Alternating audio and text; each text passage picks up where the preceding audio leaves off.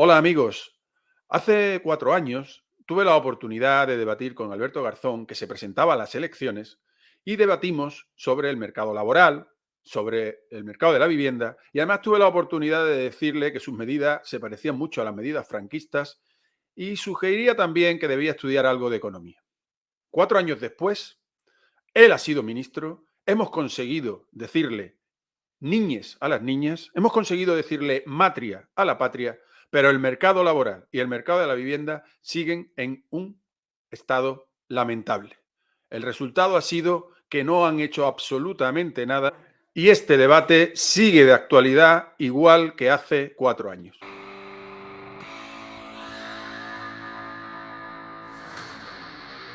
Quiero decir, es que yo, a la pregunta que hace Roberto de si una persona de izquierda puede tener un chalet de 600.000 euros, por supuesto que lo puede tener. Y yo es que creo en que es absolutamente lícito y que no hay ningún político que deba quitarnos las viviendas, que no hay ningún político que nos deba imponer utilizar la vivienda de una manera o de otra, pero es que él y tú, no, pero como segundo, ha dicho nunca que... estáis haciendo la política contraria. No, entonces, no creo, claro, no estoy de acuerdo. ¿No? Es decir, nosotros no hemos dicho en ningún momento que a quién hay que quitarle la vivienda, ni cómo debe gestionar su vivienda, ni quién es bueno, ni quién es malo por tener una vivienda. En el debate dijo que había una serie de fondos que tenían en los bancos. Sí, porque especulan contra la vivienda. Eso sí, hombre, por supuesto. Pero de hecho es que la Constitución, artículo 47, dice que el gobierno tiene que trabajar para que no haya especulación con la vivienda. Eso viene en la propia Constitución. ¿Tú sabes cuál es la solución? Mira, para los que hemos estudiado economía, y tú has estudiado economía, el problema es que muchas veces en economía nos quedamos en la primera derivada y hay que ir a la segunda y a la tercera derivada. Cuando hemos estudiado economía sabemos que el control de precios que vosotros proponéis desde hace 4.000 años no funciona. Porque controlar los precios lo que implica es reducir la oferta. Y si reduces la oferta estás haciendo lo contrario de lo que necesita el mercado. Es decir, que la vivienda deje de ser un negocio, ¿no? No. Al revés, que sea un buen negocio. No, digo como lo dicen ellos. Claro que como lo dicen ellos. Pero bueno, ¿qué es lo que hay que hacer? Bueno, a ver, ¿tú sabes cómo se percibe? No tengo ningún problema, me explico ahora. Perdona, una última cosa. Sí, para terminar, que tenemos que pasar a otro tema. Sí. ¿Tú sabes cuál es la forma de ir en contra de esos fondos buitre que vosotros le llamáis? Dejar construir todas las viviendas que sean necesarias para que el precio de la vivienda baje. Nuestros jóvenes, mis alumnos que no pueden comprarse una vivienda, se puedan comprar una vivienda, y los fondos buitre, cuando vean que el precio de la vivienda baja, el negocio te lo has cargado. Y demanda, pero ¿no? eso, siempre. Eso es saber de economía, perdón Alberto, eso es saber de economía. Contesta, venga. El profe, ¿eh? Es que te lo dice el profe. Te lo dice el profe. El control de precios hace 4.000 años que no funciona.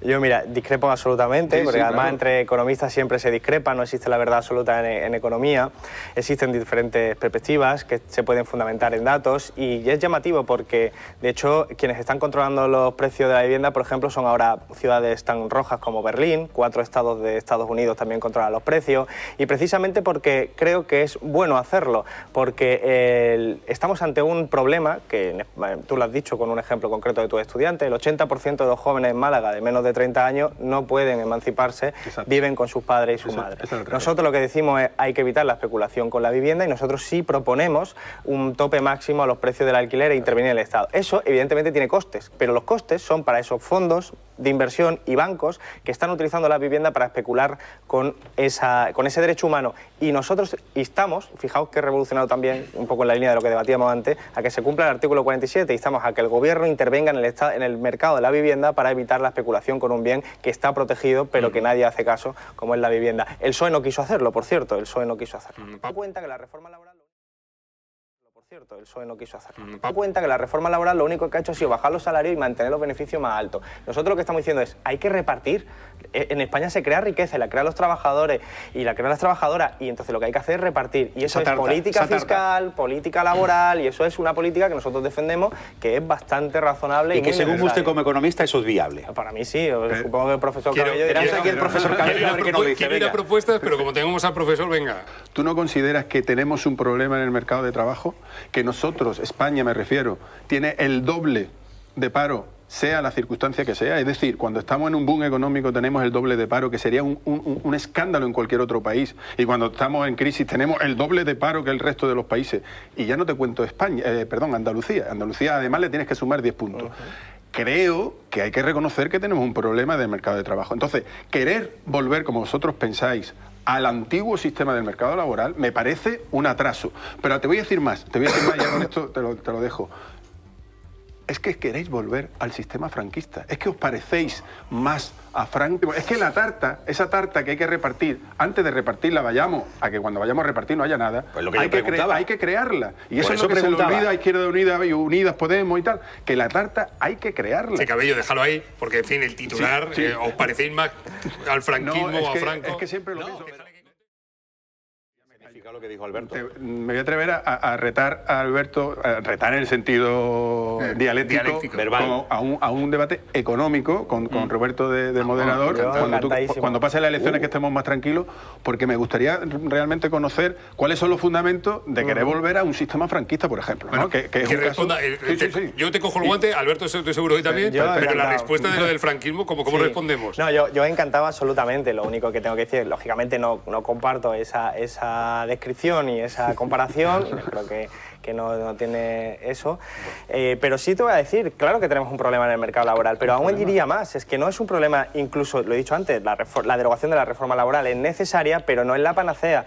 Vuelvo a la misma comparación, Andalucía, tasa de paro 21%, ¿vale? Andalucía, Euskadi, País Vasco, Navarra o, por ejemplo, La Rioja tienen menos del 10%, con la misma normativa laboral. Por lo tanto, no es ni un problema laboral, es decir, no es un problema ni de que los salarios son altos ni que los salarios son bajos per se. Eso agudiza el problema. ¿Cuál es el problema? El modelo productivo. Y el modelo productivo es que donde hay industria, como pues País Vasco, Navarra o La Rioja, evidentemente los salarios pueden ser más altos, el valor añadido es mucho más alto, hay mayor tecnología. ¿Qué pasa? Que en Andalucía, que llevamos 40 años de retraso, más todos los acumulados, que tienen que ver con la ausencia de un cambio del modelo productivo. Nuestra propuesta es cambiar el modelo productivo y dentro de ese cambio mejorar las condiciones 4 años laborales. después, seguimos esperando el debate económico. Ya es ministro, no tiene ningún incentivo para tenerlo. Antes se presentaba a las elecciones y reconoce que Andalucía lleva 40 años de retraso. Eso es algo que me ha dejado muy sorprendido porque incluye en esos 40 años de retraso a todo un partido socialista gobernando durante esos 40 años prácticamente y dejando a Andalucía en la cola de España. Por otro lado, plantea que debe cambiarse el modelo productivo y entra y cae en la también llamada por parte de Hayek fatal arrogancia, porque él pretende saber cuál es el modelo productivo que debe tener España. Él desconoce que hace 4.000 años que no funcionan los controles de precios, desde hace 4.000 años, pero él sí sabe en el futuro cuál va a ser el modelo productivo. Hasta otra.